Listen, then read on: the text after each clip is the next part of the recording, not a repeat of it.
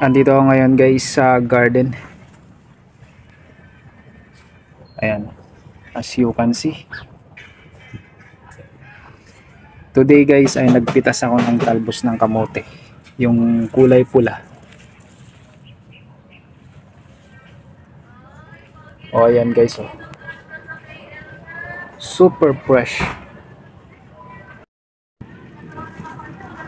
O ayan na guys. Yan yung napitas kong talbos ng kamote dito sa garden. Pulang pula siya guys oh. Ang taba ng kanyang dahon guys. See guys oh. Super pulang pula. Ayan guys oh, pulang pula yung kanyang dahon. Yan, preskong presko. Ayan oh, tingnan nyo guys. So see, diba? Sarap.